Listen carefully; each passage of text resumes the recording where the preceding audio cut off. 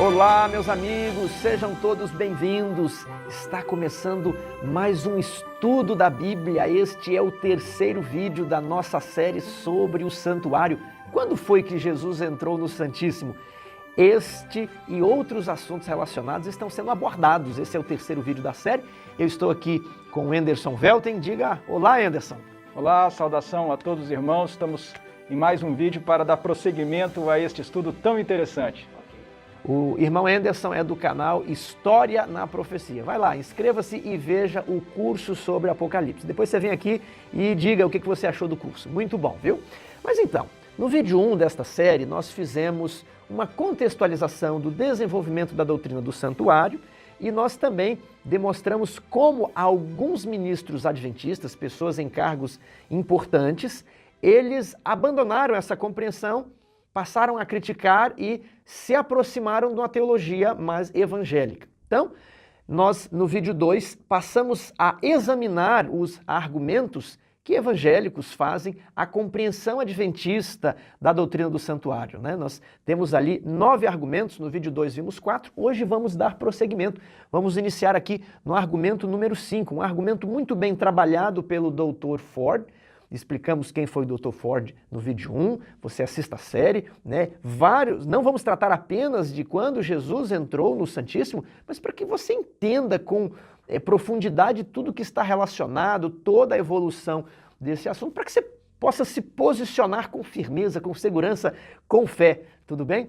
Então, o Dr. Ford, ali em Hebreus 9, ele chama a atenção para os versos 6 e 7, onde existe a expressão primeiro tabernáculo, no verso 6, e no verso 7, segundo, né? Seria segundo tabernáculo. E ele fala que no santuário terrestre, o primeiro compartimento santo era chamado de primeiro tabernáculo, e o segundo compartimento, ele seria chamado de segundo tabernáculo.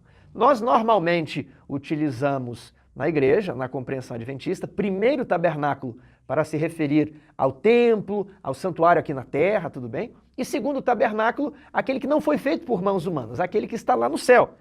E ele falou, opa, tem alguma coisa aqui que não está de acordo com a compreensão adventista. Ele começou a discordar da seguinte maneira. O primeiro compartimento, que é chamado de santo, seria uma representação do santuário aqui na terra.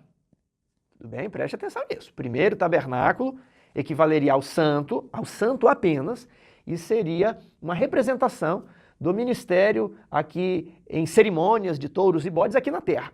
Mas o Santíssimo, ele seria um exemplo do santuário celestial.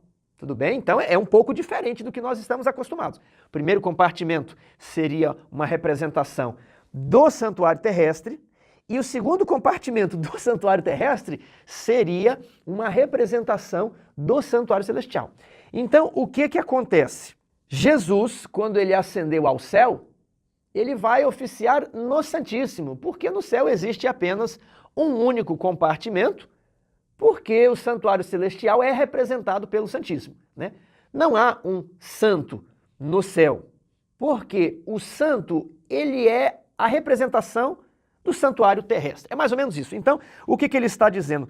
Que não vai existir Jesus indo para um santo, ficando nesse santo até 1844, e depois passando para um santíssimo. Não, ele vai direto ao santíssimo, porque o santuário terrestre já representava, com o seu segundo compartimento, o santuário celestial. Então, Jesus só pode ir para um lugar mesmo. Isso aqui parece, né, um argumento muito bem elaborado contra a compreensão adventista. Eu fiz um resumo, prestem bastante atenção e, por favor, faça suas considerações ali.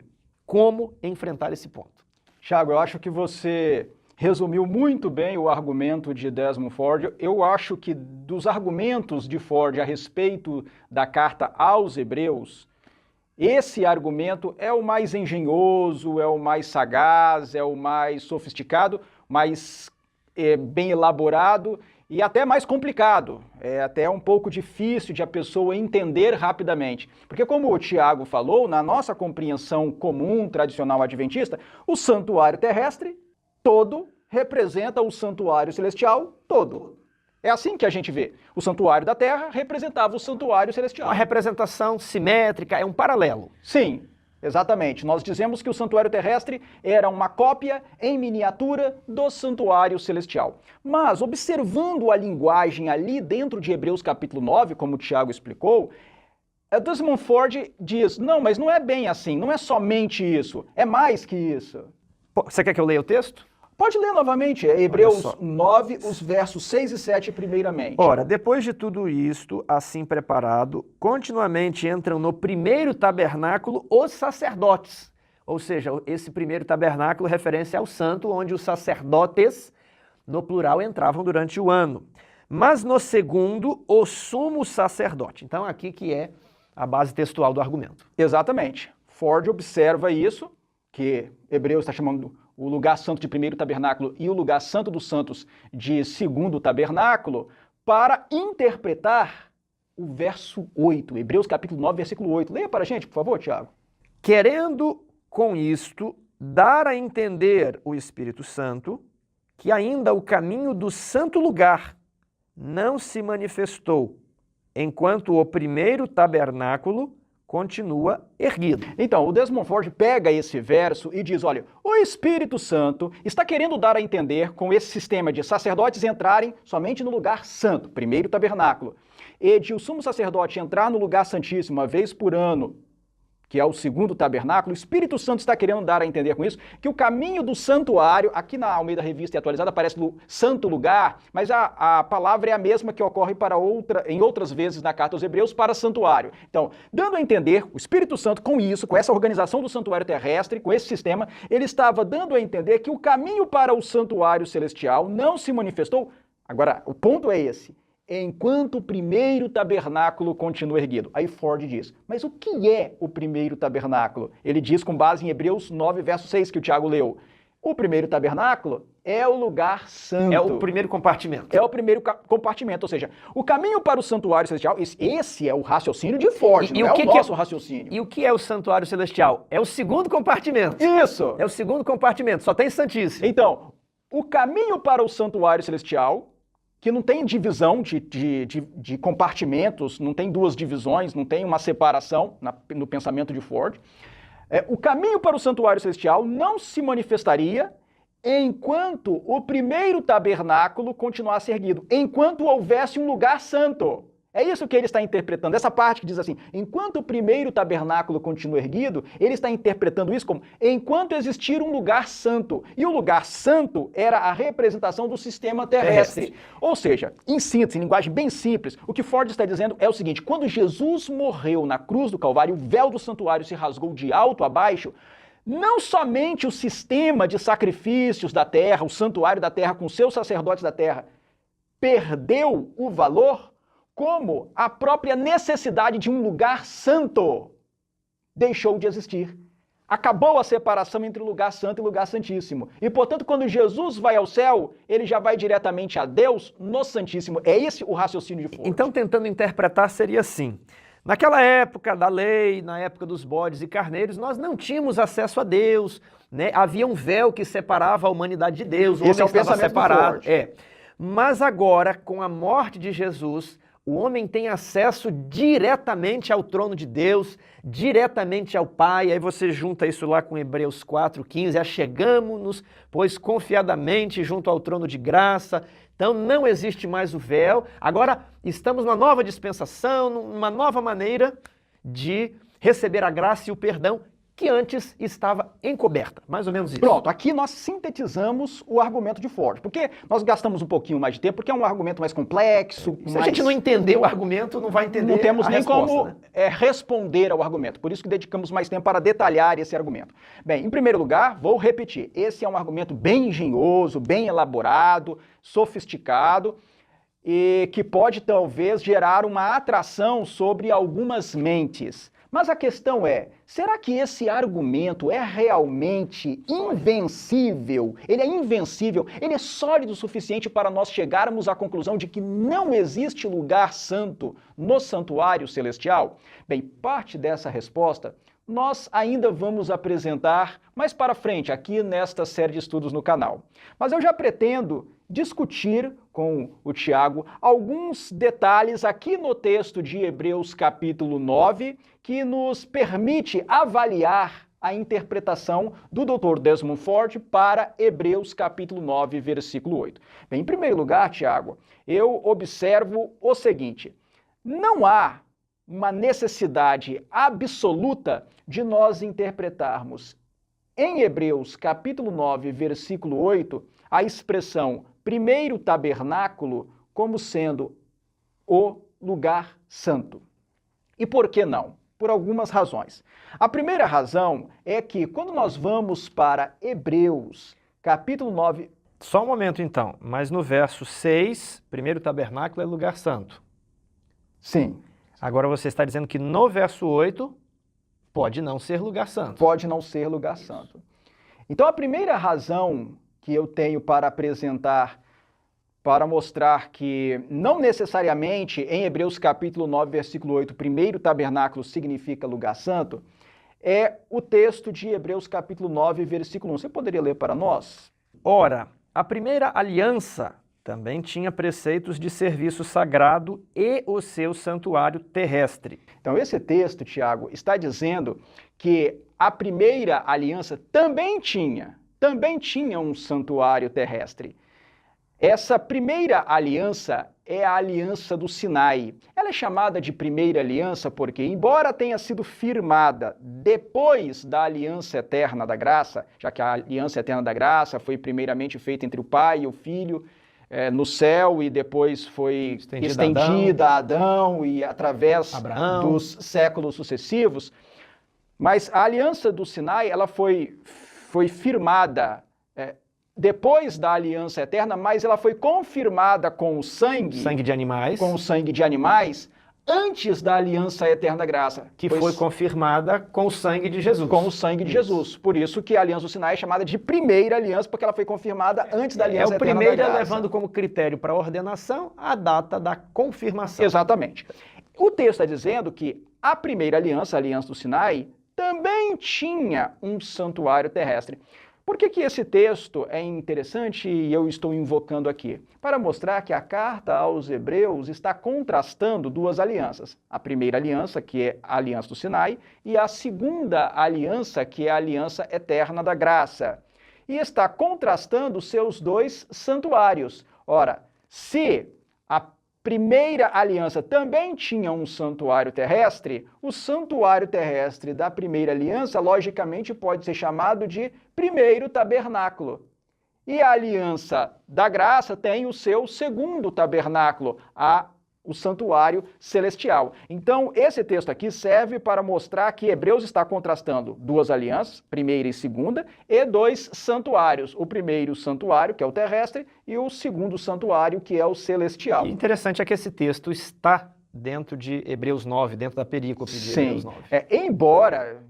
É bom ressaltar aqui, para que não haja uma crítica desnecessária ao que eu estou dizendo, embora Hebreus 9, verso 1 não traga a expressão primeiro tabernáculo, essa expressão não aparece ali, eu estou usando o texto para mostrar que Hebreus está contrastando primeira aliança com segunda aliança e está dizendo que a primeira aliança também tinha, ela subentende que a outra tem. E quando diz também tinha um santuário terrestre, se é o santuário terrestre da primeira aliança, logicamente, esse santuário terrestre da primeira aliança é o primeiro tabernáculo. Quando eu chego para vocês e digo assim, o Anderson também tem esse livro, ele deixa subentendido que eu tenho o livro. Então, como é que está a expressão aqui? Se a primeira aliança também tinha um santuário terrestre, o que ele subentende da segunda aliança?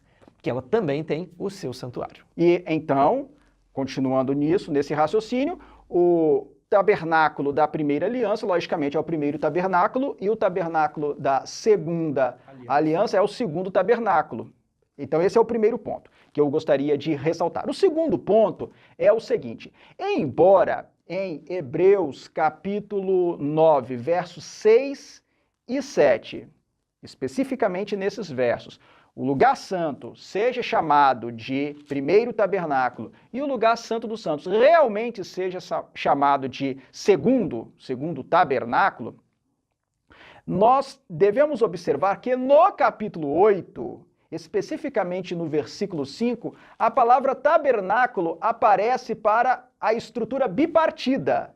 Vejamos aí Hebreus capítulo 8, versículo 5. Por favor, Tiago, leia para nós. Os quais ministram em figura e sombra das coisas celestes, assim como foi Moisés divinamente instruído quando estava para construir o tabernáculo, pois diz ele: vê que faças todas as coisas de acordo com o modelo que te foi mostrado no monte. Muito bem, aqui em Hebreus capítulo 8... muito conhecido. Muito conhecido, Hebreus capítulo 8, versículo 5, e está citando até um texto de Êxodo. Aí aparece a palavra tabernáculo para falar não apenas do lugar santo, não apenas do lugar santíssimo, mas da estrutura completa bipartida. Uma estrutura que tinha lugar santo e lugar santíssimo, porque Moisés não recebeu ordem de fazer somente o lugar santo ou somente o lugar santíssimo. Quando Deus diz, vê que faças todas as coisas de acordo com o modelo que te foi mostrado no monte, Moisés devia fazer o santuário todo. A ordem de Deus era para que Moisés erguesse o tabernáculo todo. E é interessante nós observarmos que aí aparece a palavra tabernáculo, é a mesma palavra tabernáculo que aparece no capítulo 9, e ela aparece depois de a palavra tabernáculo ser referida no capítulo 8, nos versos 1 e 2. Leia aí para a gente os versos 1 e 2, são versos bem conhecidos também de todos. Ora, o essencial das coisas que temos dito é que possuímos tal sumo sacerdote que se assentou à destra do trono da majestade nos céus, como ministro do santuário e do verdadeiro tabernáculo que o Senhor erigiu, não o homem. Então, aqui nós estamos observando as palavras, o sentido das palavras. No verso 5, a palavra tabernáculo claramente, indubitavelmente se refere a uma estrutura bipartida, uma estrutura que tinha o lugar santo e o lugar santíssimo. Deus manda que Moisés erga o tabernáculo de acordo com o modelo mostrado no monte. Isso que eu ia dizer. E esse modelo, ele não diz algo, não? Se Moisés devia erguer o tabernáculo na terra de acordo com o modelo mostrado no monte, e o tabernáculo da terra, que era a cópia, tinha lugar santo e lugar santíssimo, e no verso 2 é dito que Jesus se tornou o sumo sacerdote, ministro do santuário do verdadeiro tabernáculo, aparece a mesma palavra tabernáculo aí, é de se esperar que o santuário celestial também tenha um lugar santo e um lugar santíssimo, porque Moisés recebeu ordem de fazer todas as coisas de acordo com o modelo que foi mostrado no monte. Então, nós estamos aqui prestando atenção no uso da palavra tabernáculo. Que lá em Hebreus 6 e 8 foi utilizada como sinônimo de compartimento. Sim. Mas não quer dizer que ela sempre vai ser utilizada nesse Exatamente. sentido. Prova aqui, né, Hebreus 9, 1, aliás, 9, 1 e 8, 1, 2 e 5. É exatamente isso. Além disso, Tiago, eu também quero destacar um outro ponto. Qual ponto? Você poderia ler para nós, para facilitar aqui o nosso estudo, torná-lo mais dinâmico, o texto de Hebreus, capítulo 10, do verso 5 ao verso 9. Por isso, ao entrar no mundo, diz: sacrifício e oferta não quiseste, antes corpo me formaste. Não te deleitaste com holocaustos e ofertas pelo pecado. Então eu disse: eis aqui estou. No rolo do livro está escrito a meu respeito, para fazer, ó Deus, a tua vontade. Depois de dizer, como acima, sacrifícios e ofertas não quisestes, nem holocaustos e oblações pelo pecado, nem com isto te deleitaste. Coisas que se oferecem segundo a lei. Então acrescentou: eis, aqui estou para fazer, ó Deus, a tua vontade. Remove o primeiro, para estabelecer o segundo. Muito bem. O texto diz, remove o primeiro para estabelecer o segundo. Nesse texto de Hebreus, no capítulo 10, fica claro que quando ele fala de primeiro, ele está falando do primeiro sistema. O sistema do Antigo Testamento, com os seus rituais, com os seus sacrifícios, com o seu sacerdócio, com o santuário terrestre todo. Esse era o sistema que deveria passar. Isso era que deveria ser removido, esse primeiro sistema, esse primeiro tabernáculo. E quando ele diz, estabelece o segundo, estabeleça agora o segundo sistema. Em vez de sangue de animais, o sangue de Jesus. Em vez de sacerdotes humanos, descendentes de Arão, da tribo de Levi, sacerdotes mortais, um sacerdote que é Deus e é homem ao mesmo tempo, é eterno, é imortal, não pecou, não caiu em pecado e sequer era da tribo de Levi, porque o nosso Senhor Jesus, segundo a carne, era da tribo de Judá. Então, remove o primeiro sistema para estabelecer o segundo. O segundo sistema é o sistema em que Jesus é sacrifício, Jesus é sumo sacerdote e Jesus ministra no santuário celestial. Mas no que isso ajuda no ponto que nós estamos discutindo? O que eu estou querendo ressaltar é que na carta aos Hebreus, a ênfase, a verdadeira ênfase, é o contraste entre o sistema do Antigo Testamento e o sistema do Novo Testamento. O sistema da Antiga Aliança, o sistema da Nova Aliança. O sistema do santuário terrestre e o sistema do santuário celestial. Dentro desse contraste, é perfeitamente compreensível nós entendermos primeiro o tabernáculo como sendo uma referência ao santuário terrestre todo. E segundo o tabernáculo, como sendo uma referência ao santuário celestial todo. De tal forma que, em Hebreus 9:8, nós podemos entender que Hebreus está dizendo que o Espírito Santo queria dar a entender com isso, com o funcionamento do santuário terrestre, que o caminho do santuário celestial não tinha se manifestado enquanto o santuário terrestre funcionasse validamente, enquanto os sacerdotes estivessem atuando de maneira válida. Mas quando Jesus morre na cruz do Calvário e o véu do santuário se rasga de alto a baixo, remove-se o primeiro sistema perde a validade para se estabelecer o segundo. O segundo é o santuário celestial, é o santuário em que Cristo ministra. Então veja aqui, eu vou pontuar o argumento do Ford. O santuário se rasgou e ele vai inutilizar apenas o santo, né? Mas o véu se rasgando pode muito bem, de acordo aqui, remove o primeiro e estabelece o segundo, inutilizar todo o santuário, o primeiro e o segundo compartimento. Então é o primeiro sistema que se torna obsoleto, antiquado, utilizando aqui a linguagem de Hebreus 8:13, e você tem agora o segundo sistema.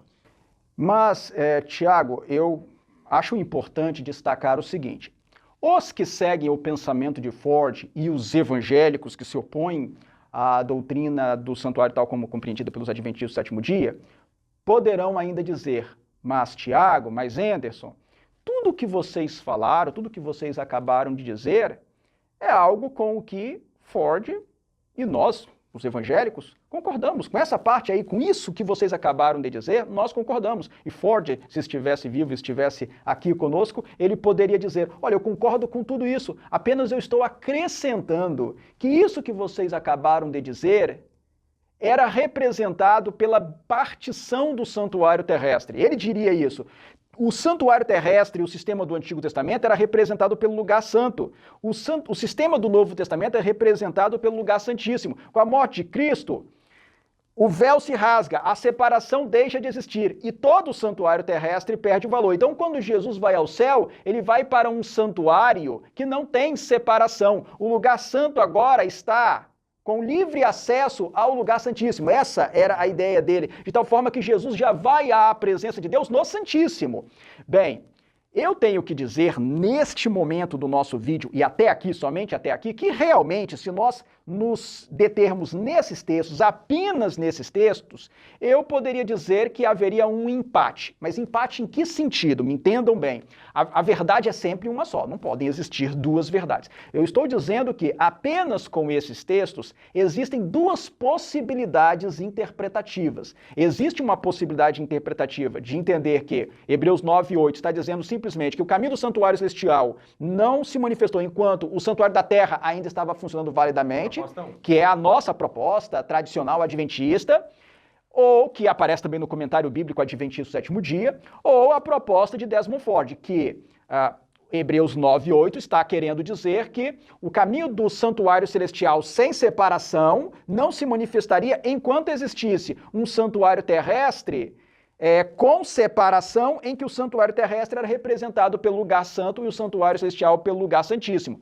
Então, existiriam aqui duas propostas possíveis, duas possibilidades interpretativas.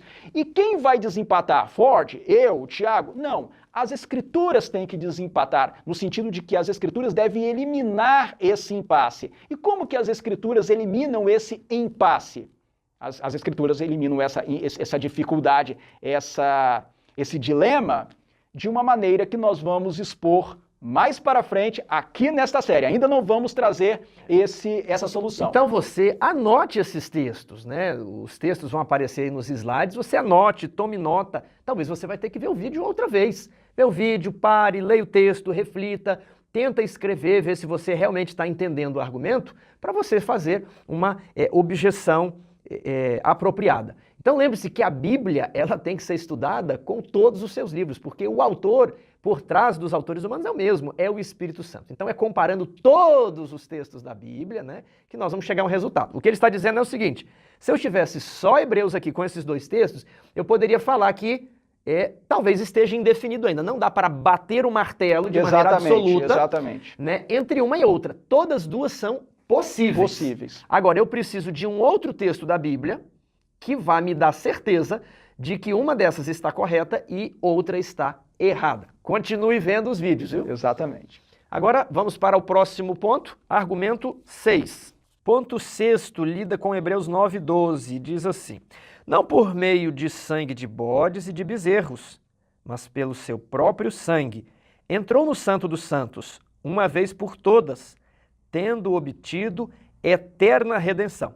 E muitas vezes, esse aqui é um dos mais famosos. Você está na internet, as pessoas, você diz que Jesus só passou para o Santo dos Santos em 1844, e a pessoa já cita esse texto. E aí, como é que a gente trabalha esse argumento? Tiago, aqui nós temos uma questão que envolve tradução da Bíblia.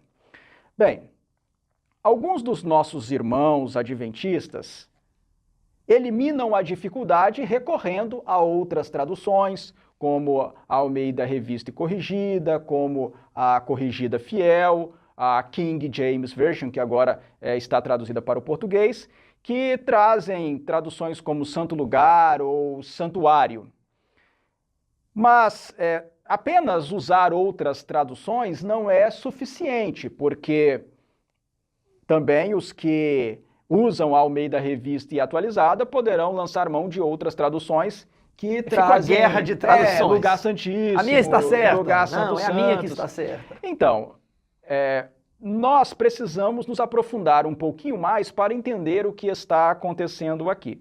E aí, Tiago, é necessário nós recorrermos ao texto grego das Escrituras. Eu sei que talvez alguns que acompanham o canal neste momento fiquem um pouco chateados, mas aí você vai recorrer ao grego, eu não sei grego, eu não sei ler o grego, mas é uma necessidade. O texto do Novo Testamento foi escrito em grego. É o texto inspirado, foi produzido em grego. Então, por mais que haja essa dificuldade, que a maioria das pessoas não sabe ler o grego, nós não temos como escapar. Explicar, porque... Isso. Nós temos que recorrer ao texto grego para entender o que está acontecendo para aí. Tirar a prova final, aquela prova real. Olha, uma versão diz isso, mas o que escreveu o autor de Hebreus? Aí a prova final, é o que ele escreveu, é o que o Espírito Santo inspirou. Exatamente. Bem, a primeira coisa que nós precisamos entender aqui é que o Novo Testamento utiliza diferentes palavras para falar do templo, do santuário, do tabernáculo. E eu quero listar essas palavras aqui para que os que estão acompanhando esta série de estudos possam ter o conhecimento de que palavras são essas, quais são as palavras que os autores do Novo Testamento usam para falar do templo, do santuário, do tabernáculo. A primeira palavra que aparece no texto do Novo Testamento para falar do templo é a palavra grega torhieron. Torhieron é a palavra comumente usada em o Novo Testamento para falar do templo. O templo todo, a estrutura toda do templo. Nós precisamos nos lembrar de que no Antigo Testamento, no período do Antigo Testamento, houve um primeiro momento em que o templo, o santuário de Deus era uma tenda, era um tabernáculo, mas depois essa tenda foi abandonada, foi substituída por um edifício, por um prédio de pedras na cidade de Jerusalém. E houve o primeiro templo de Jerusalém, que foi erguido por Salomão, pelo rei Salomão. Esse templo existiu aí por cerca de 400 a 500 anos, mais ou menos. E esse templo, o primeiro templo, foi destruído pelos exércitos da Babilônia. Depois que os judeus voltaram para Jerusalém, após os decretos dos reis persas, foi reerguido o templo de Jerusalém. Houve uma primeira fase em que esse templo foi um templo modesto, o templo de Zorobabel, mas depois esse templo... Herodes incrementou ali um pouco. Ele reformou todo o templo. Enorme obra. Ele ampliou, fez uma estrutura gigantesca. Esse templo, reerguido desde Zorobabel e reformado com Herodes, é chamado na historiografia de Segundo Templo. Bem, o templo era uma estrutura grande. Era uma estrutura que envolvia o santuário com o Santo, o Santíssimo, envolvia o átrio interno, envolvia o átrio externo e várias salas de tesouraria, salas de aula, sala do sinédrio. Era uma estrutura grande, muito grande. Não era só o prédio ali de Santo e Santíssimo, não era somente isso, era uma estrutura grande. Bem, quando a Bíblia se refere a essa... Só para dar um parâmetro aqui para as pessoas, utilizam o tamanho aproximado de 140 mil metros quadrados ali. Uns até puxam para 144 mil metros quadrados, para ficar assim, parecido ali com o número do Apocalipse, mas é ali entre 140 mil e entre 150 mil metros quadrados a plataforma da esplanada do templo. E essa grande estrutura que estava na cidade de Jerusalém, que envolvia o edifício principal com o Santo e o Santíssimo, mas também abrangia os átrios, o átrio interior, o átrio exterior, e todos os edifícios anexos com o salão do sinédrio, as salas de aula e outros ambientes, mas esse grande prédio, essa grande estrutura é designada pelos autores do Novo Testamento pela palavra Hieron, Hieron, é o artigo, Hieron é templo, então o templo de Jerusalém.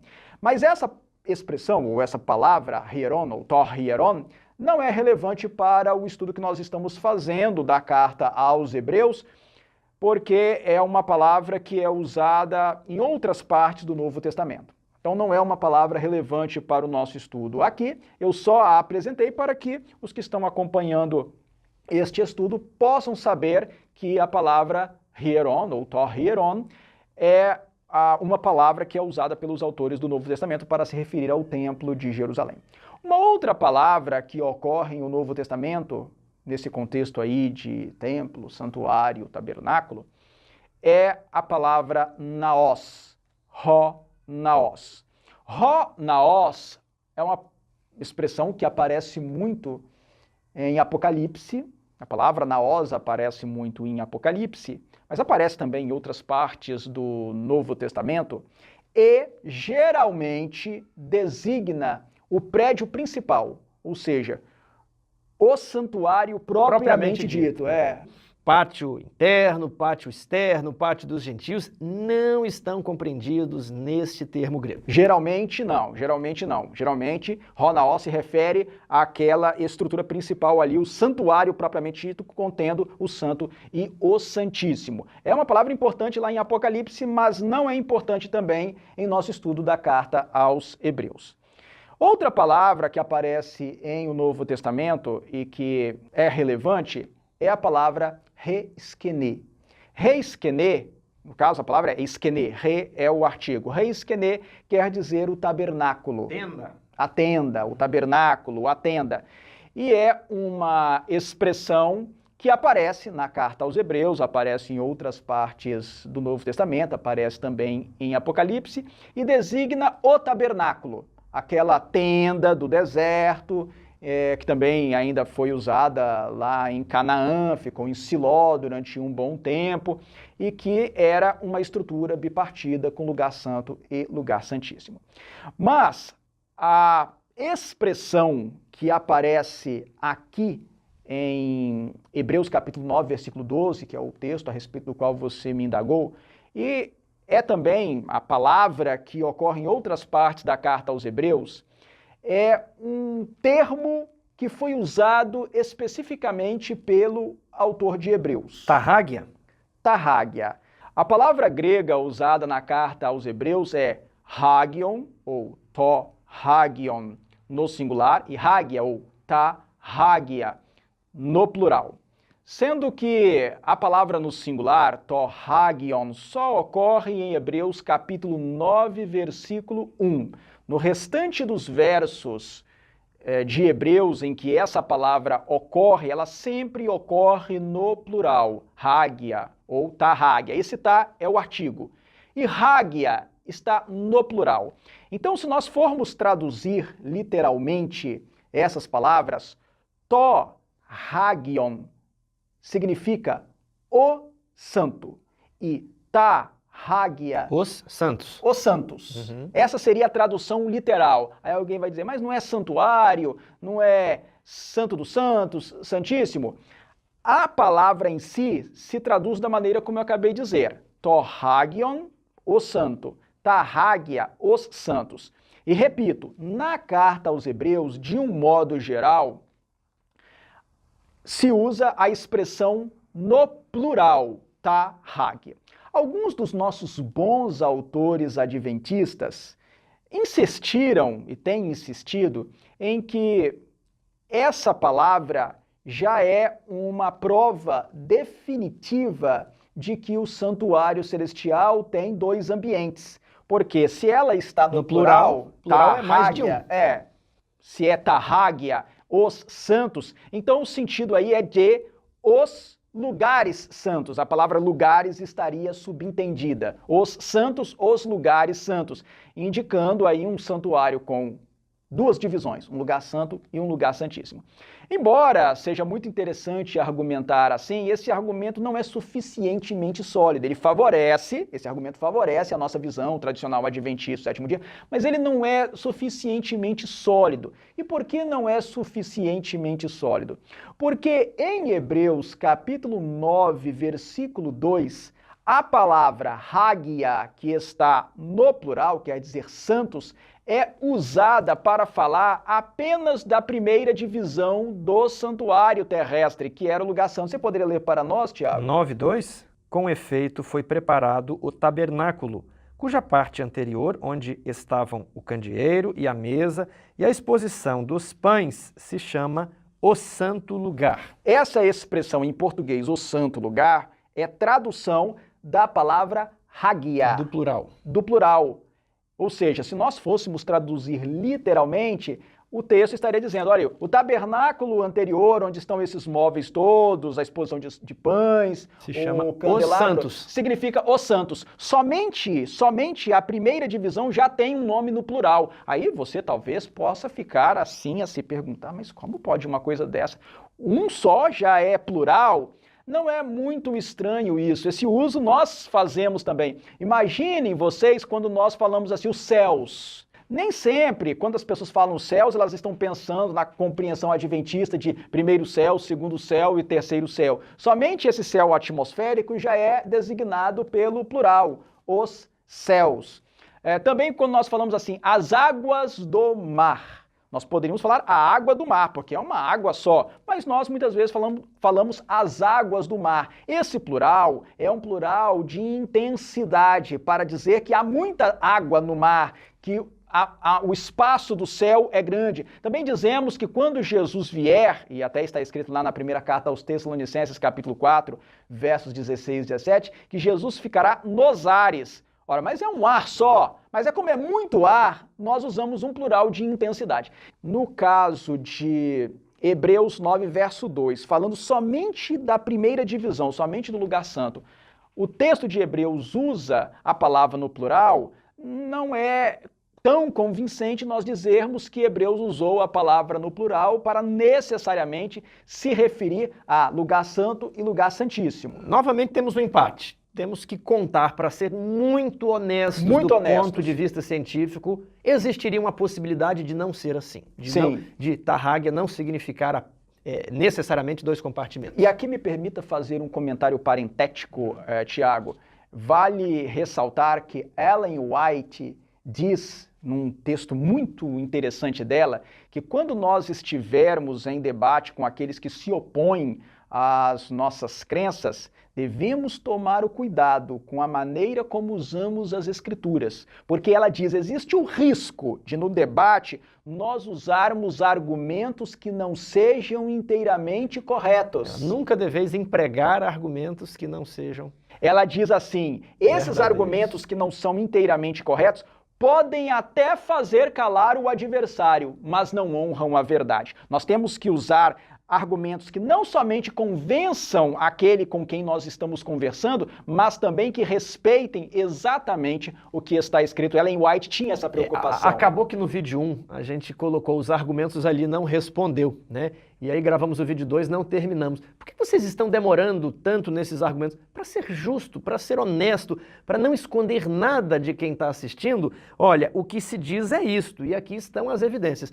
Muitas vezes, né, quando estamos no círculo da família, né, sempre temos essa tendência de defender os membros da família a qualquer custo. Na denominação, né, existe aquele costume de, eu vou menosprezar o que vem de outras fontes e vou ficar aqui com a minha igreja porque é a igreja que eu estou. Mas nós não podemos simplesmente tomar um argumento com base na facção, no grupo do qual eu pertenço. Eu preciso ser honesto, eu preciso ouvir o argumento do meu oponente, analisá-lo, considerar a hipótese, né? Ele precisa considerar a minha hipótese e a gente aqui fazer a coisa da maneira mais justa, mais honesta, mais transparente possível. Mas voltando ao ponto, nós estamos tratando aqui dessa tradução da Almeida Revista e Atualizada, que se refere ao local em que Jesus entrou quando subiu aos céus como Santo dos Santos. Essa tradução seria adequada? Nós estamos falando aqui do sentido da palavra que é usada ali. A palavra que é usada em Hebreus... E qual palavra é usada ali? Fale para nós de novo, novamente. Em Hebreus capítulo 9, versículo 12, é Tahagia, os santos. Os santos. Qual seria o sentido de os santos? Seria somente o lugar santo? Seria somente o lugar santíssimo? Seriam os dois? Seriam os dois. Qual seria esse sentido?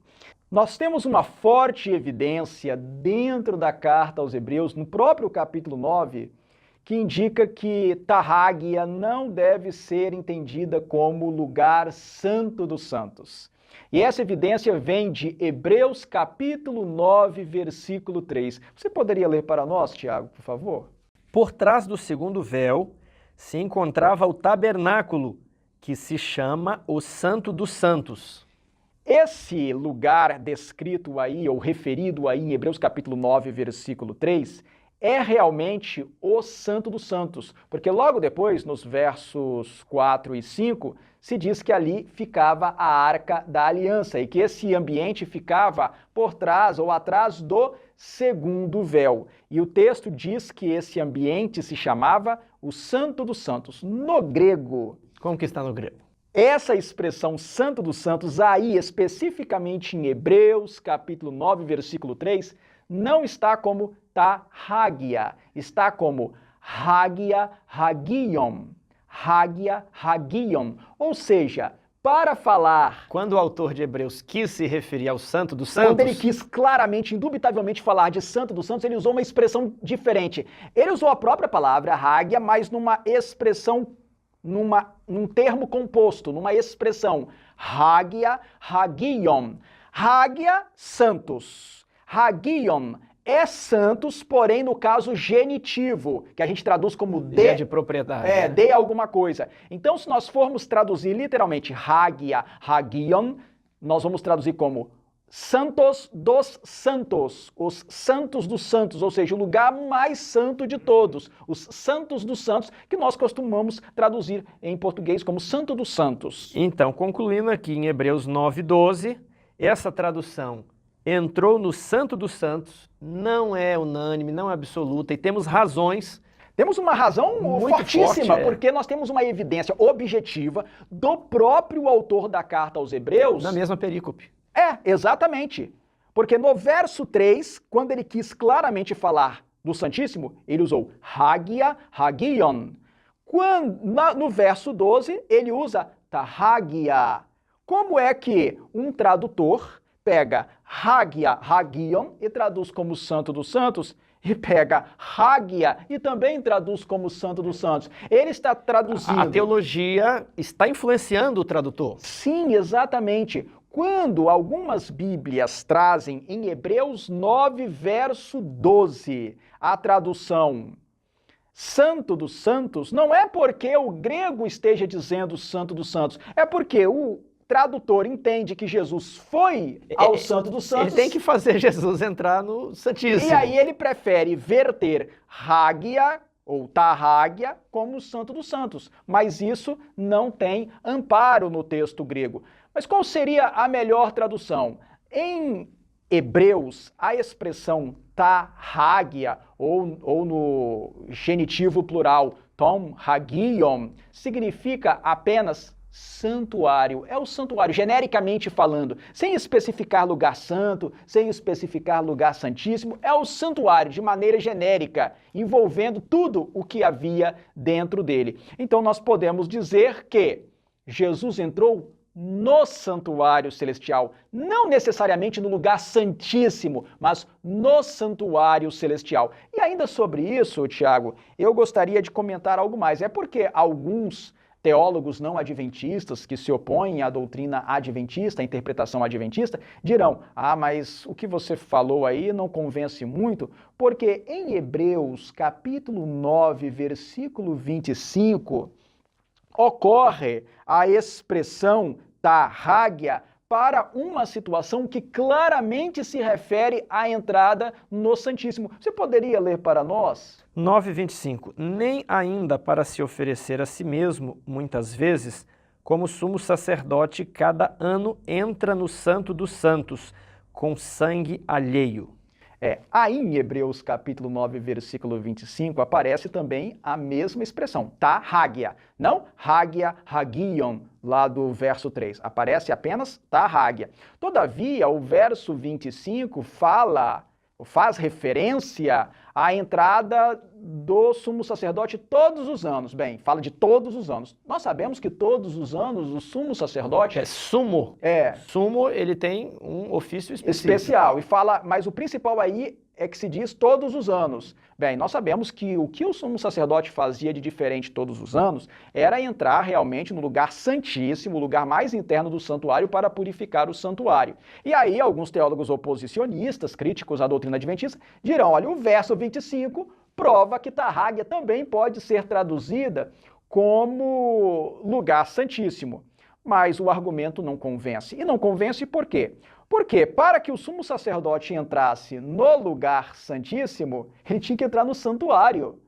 Isso não exige que eu traduza Tarrágia como lugar santíssimo. O sumo sacerdote não tinha como entrar no santíssimo sem passar pelo santo. E não somente isso. Se vocês lerem Levítico capítulo 16, vocês verão que a purificação do santuário... Não era só do santíssimo. Não, envolvia atividades do sumo sacerdote no santo e no santíssimo. Ele tinha que purificar o santuário todo.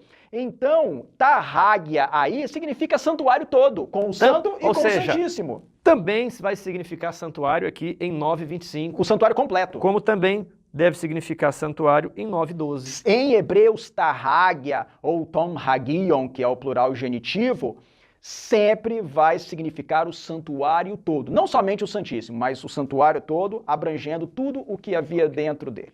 E assim fica perfeitamente fácil de entender, sem violação ao texto, sem um malabarismo aqui. Ele entrou no santo e também entrou no santo dos santos todos os anos. Nesse sentido, Tiago, a tradução da Almeida Revista e Corrigida certamente é melhor, porque prefere traduzir ali como santuário. Vencido esta objeção número 6, vamos para a número 7. Hebreus 10:20 e o acesso além do véu. Já falamos algo, né, no argumento de número 4, trabalhava Hebreus 6:19 e 20, além do véu. E agora, novamente, a problemática do véu, Hebreus 10:20.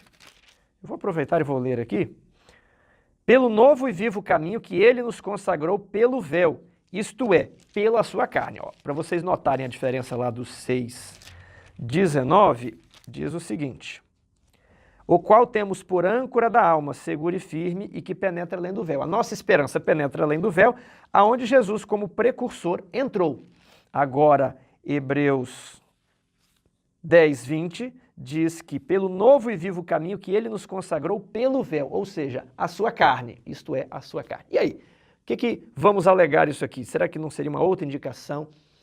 Indicação de o véu é a sua carne? Como é que é isso? Explica, vamos esmiuçar isso daqui. Vamos sim, Tiago. Inicialmente, eu já quero fazer uma observação que é baseada no que acabamos de falar. Na Almeida Revista e Atualizada, o leitor já é induzido a pensar que quando Jesus subiu aos céus, ele foi ao lugar santíssimo. Por quê? Porque o verso 19, na Almeida Revista e Atualizada, traz Santo dos Santos. Mas aqui em Hebreus, capítulo 10, verso 19, não temos a expressão Hagia, Hagion. Não temos. Temos somente a expressão simples. Não temos a expressão composta que aparece lá em Hebreus 9, verso 3. Portanto, a tradução adequada aqui é o santuário de maneira genérica, não somente o Santíssimo. Tendo, pois, irmãos, intrepidez para entrar no santuário, não somente no Santo dos Santos, no santuário, pelo sangue de Jesus, pelo novo e vivo caminho que ele nos consagrou pelo véu, isto é, pela sua carne, como você acabou de ler.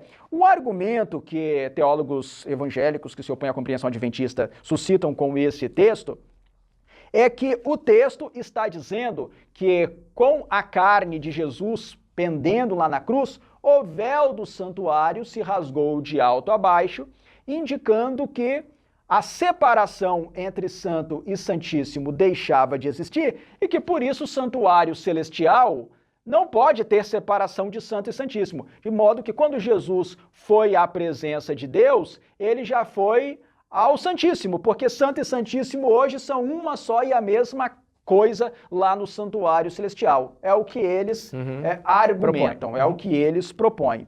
Mas não há necessidade de nós interpretarmos Hebreus capítulo 10, versos 19 e 20, no sentido de que não haja mais a separação entre santo e santíssimo lá no céu e que Jesus, quando subiu ao céu, já foi diretamente ao lugar santíssimo.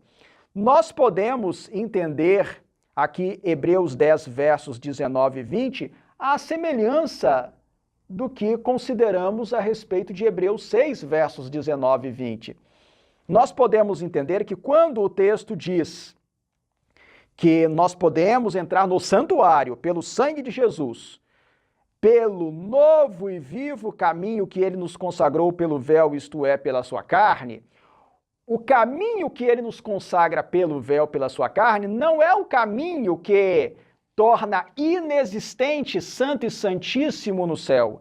É o caminho que faz o sistema da terra perder o valor, o sistema terrestre de sacrifícios, com os animais, com o sacerdócio terrestre, aquele santuário terrestre perder o valor, e então entrar em funcionamento, entrar em operação o santuário celestial em que Jesus vai ministrar por nós. Aqui na terra, as pessoas tinham que se aproximar de Deus de maneira limitada, elas não podiam entrar no santuário. As pessoas não podiam entrar no santuário. É interessante isso, porque nós estamos tão acostumados hoje em dia, né, com o culto em que nós entramos na igreja, mas a igreja, ela é um desenvolvimento da sinagoga judaica. No templo mesmo de Jerusalém, e antes disso... Só os sacerdotes. Antes disso, no tabernáculo, só os sacerdotes entravam no santuário. As pessoas ficavam onde?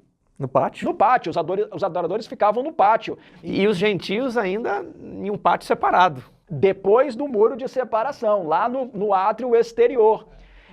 Então, era um acesso limitado a Deus que o santuário do Antigo Testamento proporcionava. As pessoas ficavam no pátio.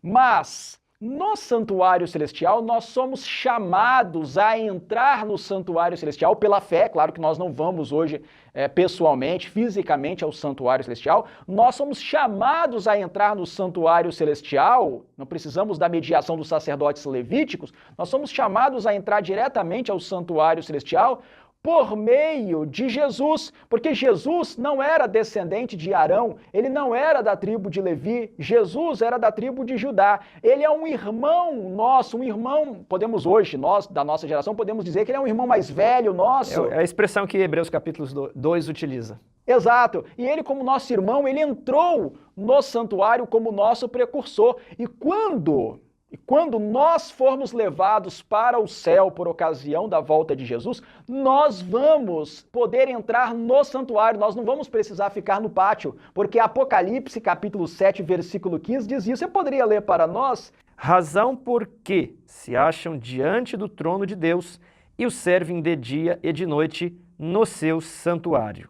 E aquele que se assenta no trono estenderá sobre eles o seu tabernáculo.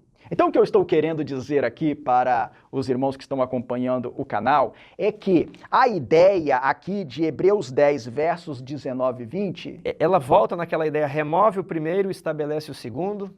Volta a essa ideia e ela amplifica essa ideia no sentido de que no santuário terrestre os adoradores ficavam somente no pátio, quem entrava no santuário eram os sacerdotes, quem entrava no Santíssimo era apenas o sumo sacerdote, mas nós não. Hoje, Jesus, que é o nosso irmão mais velho, que não era da tribo de Levi, que não era descendente de Arão, que se estivesse na terra, como diz a carta aos Hebreus, nem sacerdote seria, ele vai ao santuário, ele entra no santuário como nosso precursor. Ele entra no santuário como nosso precursor. E quando ele vier nos buscar e nos levar para o céu, ele vai nos introduzir no santuário. Nós vamos entrar no santuário durante os 1000 anos. Durante os 1000 anos nós vamos entrar no santuário. De tal forma que na nova ordem, nós podemos ter acesso ao santuário. Jesus é apenas o nosso precursor. Ou seja, não precisamos interpretar daqui que no céu, que o santuário celestial não tenha santo e não tenha santíssimo, que não tenha dois ambientes. O sentido aqui pode muito bem ser outro, apenas de que antes os adoradores não entravam no santuário,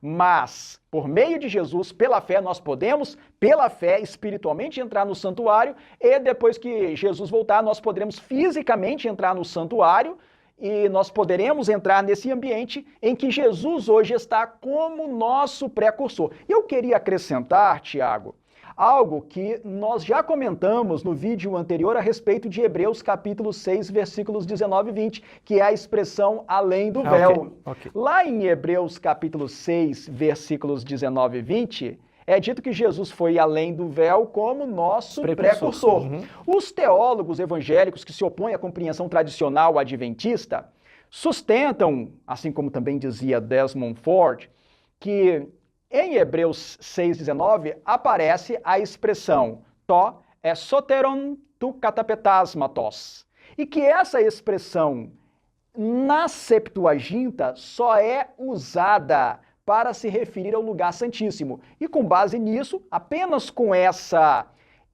semelhança na expressão grega, eles já concluem que, então, necessariamente, Jesus, quando subiu aos céus, entrou no lugar santíssimo. E no vídeo anterior, eu disse que essa é uma conclusão muito apressada. Precipitada. Muito precipitada, apenas porque o autor de Hebreus usou a mesma expressão grega, além do véu, que na Septuaginta é usada para falar somente do lugar santíssimo, quer dizer que necessariamente Jesus, quando subiu aos céus, entrou no Santíssimo, quer dizer que o autor de Hebreus não poderia ter usado essa expressão para falar do véu que dava a entrada para o lugar santo.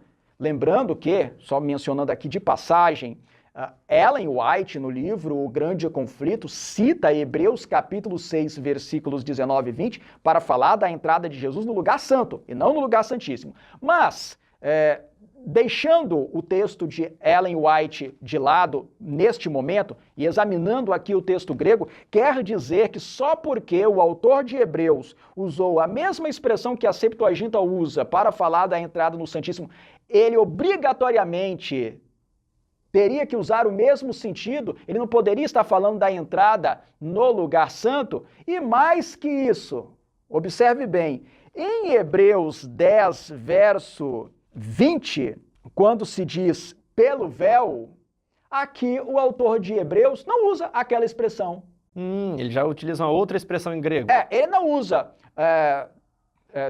soteron, Tu katapetasmatos. Não usa essa expressão. Ele usa dia tu katapetasmatos. Ou seja, através do véu, por meio do véu, através do véu ou por meio do véu. Aqui ele já usa outra expressão. Ou seja, é muito fraco. É temerário. É temerário, é muito fraco, é rarefeito simplesmente concluir que... Comparar com a Septuaginta... Com a Septuaginta, uma expressão que só ocorre uma vez na carta aos Hebreus.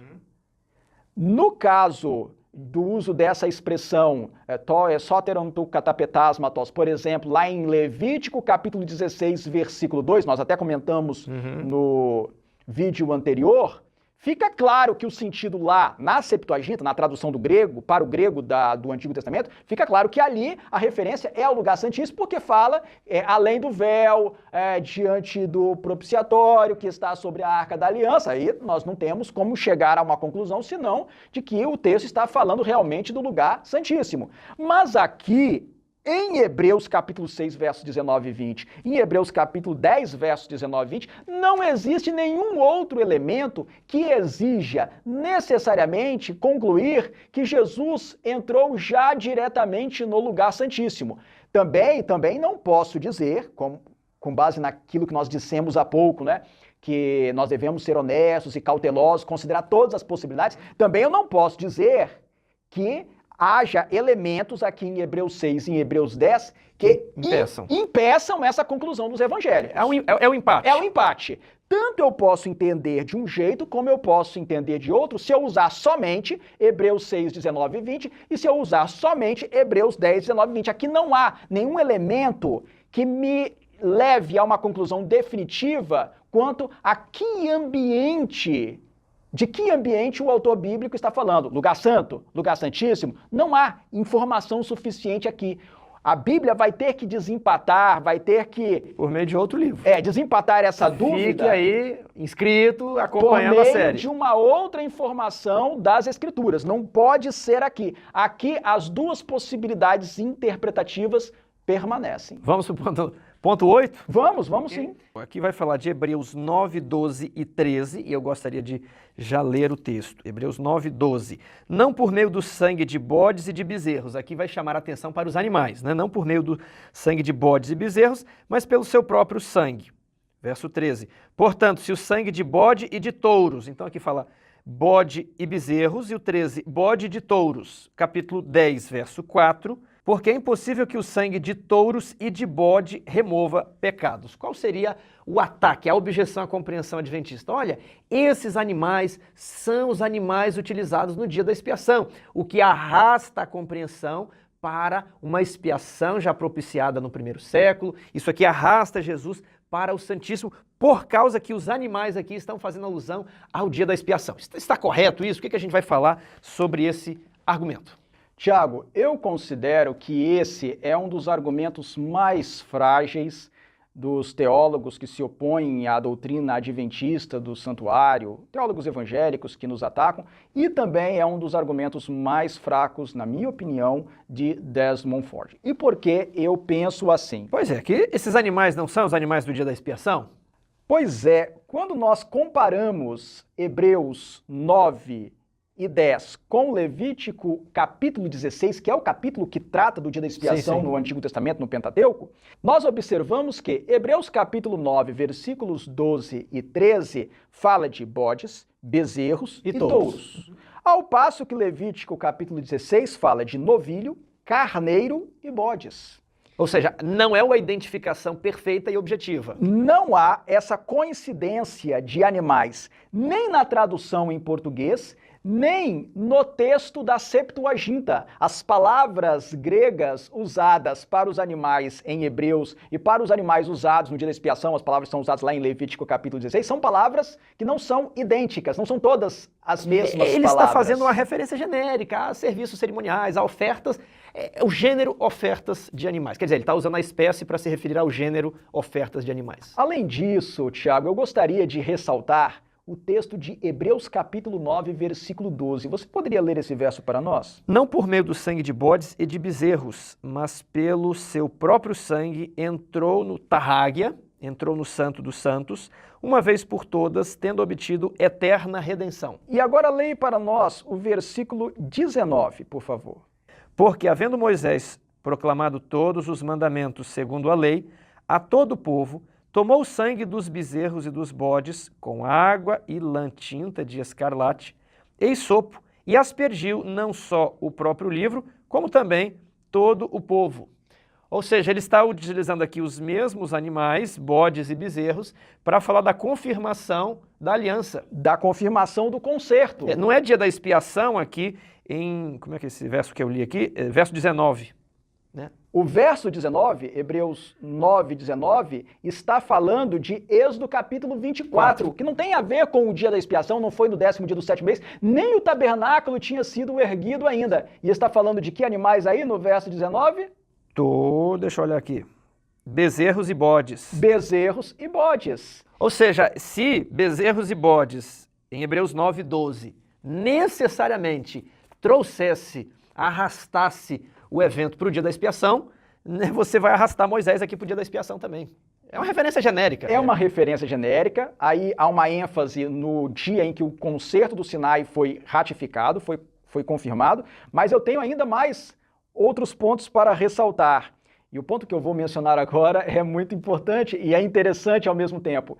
Há apenas um caso, Tiago, há apenas um caso no Antigo Testamento em que se fala de uma cerimônia específica envolvendo bodes e bezerros, que é justamente a da inauguração dos serviços do Antigo Santuário israelita, a inauguração do santuário terrestre. Basta nós lermos Levítico capítulo 9, versículos 8 e 15, e nós veremos lá em Levítico 9, versículos 8 e 15, na consagração dos sacerdotes, que foram usados bodes e bezerros. Então, se Hebreus está querendo ressaltar alguma cerimônia, não é necessariamente o dia da expiação, e sim a cerimônia de consagração dos sacerdotes. Se é que está querendo ressaltar algum. Porque, na verdade, a carta aos Hebreus, quando fala de sacrifícios de animais e menciona esses bodes, bezerros e touros, está abrangendo todos os sacrifícios que eram realizados no Antigo Testamento, inclusive os do dia da expiação. Por quê? Porque os sacrifícios que eram realizados no dia da expiação já se cumpriram. Os adventistas do sétimo dia nunca sustentaram, nunca disseram que os sacrifícios do dia da expiação foram realizados em 1844. Jesus, quando morreu na cruz do Calvário, a carta aos Hebreus diz, ele morreu de uma vez por todas. Ele cumpriu a tipologia de todos os sacrifícios que eram realizados no cerimonial do Antigo Testamento. Sacrifício da Páscoa, sacrifício do Ano Novo, sacrifício do dia da expiação. O da manhã, o da tarde, a oferta individual pelo pecado, ele cumpriu a simbologia de todos os sacrifícios do Antigo Testamento. Mas isso diz respeito aos sacrifícios. Agora, o que nós sustentamos é que a parte do cerimonial em que uma vez por ano o sumo sacerdote entrava no Santo dos Santos para purificar o santuário, essa parte começou a se cumprir em 1844. E para concluir esse ponto, Tiago, eu quero observar um outro detalhe ainda. Leia para nós, por favor, Hebreus capítulo 9, versículo 13. Portanto, se o sangue de bode e de touros e a cinza de uma novilha aspergidas sobre os contaminados os santifica, quanto à purificação da carne. Qual que é o detalhe deste texto? Esse texto, Tiago, menciona a cerimônia da novilha, Sim. Que nada tem a ver com o dia da expiação. A novilha vermelha. Exatamente, o que revela e demonstra que o autor de Hebreus não estava tratando dos sacrifícios do dia da expiação apenas, ou da cerimônia do dia da expiação apenas. Ele falou de sacrifício do dia da expiação, falou de sacrifícios da confirmação do concerto, falou da consagração dos sacerdotes, falou da cerimônia da novilha vermelha. Ele estava falando de todos os sacrifícios do Antigo Testamento para enaltecer o sacrifício todo suficiente de Jesus. Jesus morreu uma vez por todas. De uma vez por todas para cumprir o que era representado por todos os sacrifícios do Antigo Testamento. Portanto, esse argumento de que Hebreus está falando dos sacrifícios do dia da expiação, portanto, Hebreus está com o seu foco no dia da expiação e que isso condiciona a entrada de Jesus ao Santíssimo já quando ele subiu aos céus, não tem fundamento, é um dos argumentos mais fracos usados por Desmond Ford. O último argumento, o ponto 9, Hebreus 10, 1 e 3. refere-se a sacrifícios que se renovam anualmente. Então nós temos as festas anuais, né? O dia da expiação era uma festa anual. Então não seria uma referência ao dia da expiação? Posso ler o texto? Pode ler, por favor. Ora, visto que a lei tem sombra dos bens vindouros, não a imagem real das coisas, nunca jamais pode tornar perfeitos os ofertantes com os mesmos sacrifícios que ano após ano, perpetuamente eles oferecem. Verso 3. Entretanto, nesses sacrifícios, faz-se recordação de pecados todos os anos. Então, qual era o serviço anual? Era o serviço no compartimento santíssimo, no dia da expiação. Logo, concluem os opositores à mensagem adventista que aqui é o dia da expiação. Eu não posso negar que quando Hebreus está falando de sacrifícios que se renovam todos os anos, a ênfase possa ser realmente aos sacrifícios do dia da expiação. Por outro lado, não é verdade que Hebreus só esteja falando do dia da expiação, unicamente dos sacrifícios do dia da expiação. Por que não? Porque nós vemos referências em Hebreus aos sacrifícios que eram realizados diariamente. Vamos ver? Leia para nós, por favor, Hebreus capítulo 7, versículo 27. Que não tem necessidade, como os sumos sacerdotes, de oferecer todos os dias sacrifícios, primeiro por seus próprios pecados, depois pelos do povo, porque fez isto uma vez por todas, quando a si mesmo se ofereceu. E ele está falando de sacrifícios que são feitos? Todos os dias. Todos os dias. Pelos, os sacrifícios diários, as ofertas diárias. Então o texto não está falando apenas do dia da expiação, o texto de Hebreus.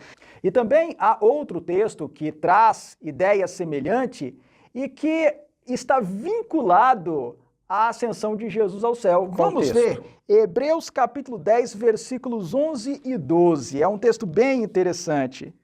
Ora, todo sacerdote se apresenta dia após dia, né? Não é ano após ano, dia após dia, a exercer o serviço sagrado e a oferecer muitas vezes os mesmos sacrifícios que nunca jamais podem remover pecados. Parece que ele está se referindo à inferioridade do serviço cerimonial, né, do primeiro tabernáculo, que nunca pode, essa expressão se repete lá no 7, nunca podem tornar perfeitos os ofertantes, então remove, né, o primeiro sistema e estabelece o segundo. Jesus, porém, tendo oferecido para sempre um único sacrifício pelos pecados, assentou-se à destra de Deus. A força aqui do detalhe é o sacrifício de Jesus com os sacrifícios diários. Exatamente. Aqui em Hebreus capítulo 10, versículos 11 e 12, o autor de Hebreus não está contrastando apenas o sacrifício de Jesus com os sacrifícios do dia da expiação. Ele está contrastando também com os sacrifícios diários. E está contrastando a obra de Jesus com a obra dos sacerdotes, e não somente do sumo sacerdote. Porque Jesus, ele cumpre não somente a tipologia do sumo sacerdote, mas a tipologia dos sacerdotes. E durante o ano, os sacerdotes entravam no lugar santo, primeira divisão ou primeiro compartimento do santuário terrestre. E no dia da expiação é que o sumo sacerdote entrava no santo dos santos, no santíssimo. Então, nós não podemos de maneira nenhuma restringir Hebreus ao dia da expiação para depois concluir. Então se o sumo sacerdote entrava no Santíssimo no dia da expiação, e Hebreus está falando somente do dia da expiação, então quando Jesus subiu aos céus, ele já foi ao Santíssimo. Esse é um raciocínio que perverte, que distorce a lógica do autor da carta aos Hebreus. Então, terminamos aqui fazendo um arremate dos 9 argumentos, das 9 objeções. O que muitas vezes acontece? A pessoa já possui uma certa teologia, ela já possui ideias preconcebidas, ela já possui um modelo no plano da salvação e ela já não é favorável à ideia de um juízo, né? Então, ela pinça alguns versos aqui de Hebreus que, num primeiro momento, lidos assim à pressa, olha, entrou no Santo dos Santos, além do véu. Ora, né, você junta os 9 argumentos aqui, Jesus entrou, né, direto no Santíssimo, no dia da expiação já foi na cruz e em 1844 ele não passou de lugar nenhum. Então, num primeiro momento, parece ser isso mesmo, aparentemente um olhar apressado. Aí quando você abre o livro de Hebreus e começa a comparar textos, olha, essa conclusão que é feita aqui é uma conclusão apressada? Não necessariamente tem que ser assim, porque esse outro verso contradiz essa lógica aplicada aqui. Então, quando abrimos todo o livro de Hebreus, vemos que não necessariamente esta é a única hipótese interpretativa. Existe outra que também é totalmente possível e tem fundamento. Então temos um empate aqui. Quanto no a livro. alguns textos em Hebreus, a ideia fica indefinida, nós não conseguimos, por meio apenas desses textos específicos, chegar a uma conclusão quanto a se Jesus, quando subiu aos céus, foi ao Santo ou foi ao Santíssimo. Nós precisamos de algum outro texto bíblico claro, explícito e objetivo que defina essa questão. E alguns desses textos da carta aos Hebreus permitem uma interpretação ou outra, não definem o assunto. Então preste bastante atenção nisso, meu irmão. Isso aqui é metodologia, temos que ser honestos metodologicamente. Agora, no próximo vídeo desta série, nós vamos desempatar aqui esse conflito, essa tensão. E nós vamos lá para o livro de Apocalipse, um texto inspirado, texto do apóstolo João, e vamos estudar a estrutura do santuário no livro do Apocalipse. Por favor, não perca o próximo vídeo dessa série, é um dos mais importantes. O que mais podemos dizer? Eu acho que o estudo está muito interessante, está empolgante, é um estudo muito aprofundado, porque nós observamos vários detalhes e devemos fazer assim mesmo. Vamos agora continuar, vamos agora para o Apocalipse. Nos próximos vídeos nós vamos responder onde Jesus entrou, ou quando Jesus entrou no Santíssimo. Que Deus os abençoe.